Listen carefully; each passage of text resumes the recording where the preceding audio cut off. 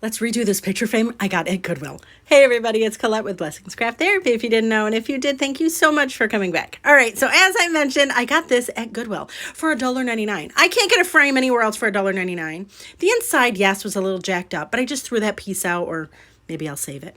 Now this is a piece of contact paper. I cut it to the size of 8.5 by 11. Okay, take the backer off. Now I have a piece of drop cloth. I got that at Home Depot. We're going to put our contact paper onto our drop cloth. And then we're going to cut down around the drop cloth so that it's the same size, 8.5 by 11. We're going to be printing on this. And the reason why I do this is, A, we have allergies and we can't use spray adhesives or anything like that.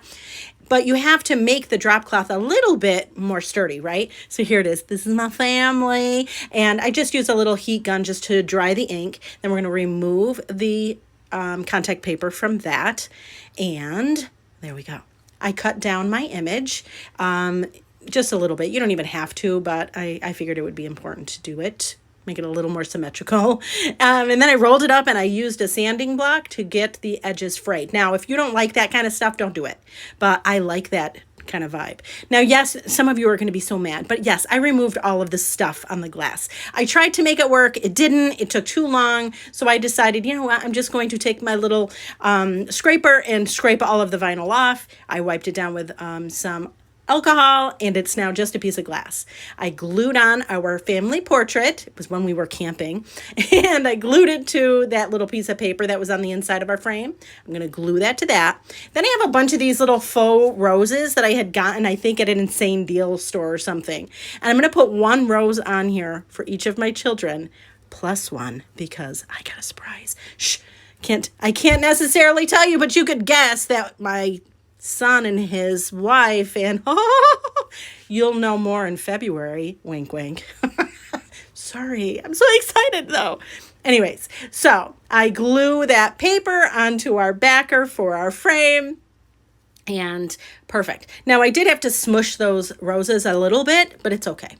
Then I added a little bit more like greenery just to break up the white, and there's that 8th little rose.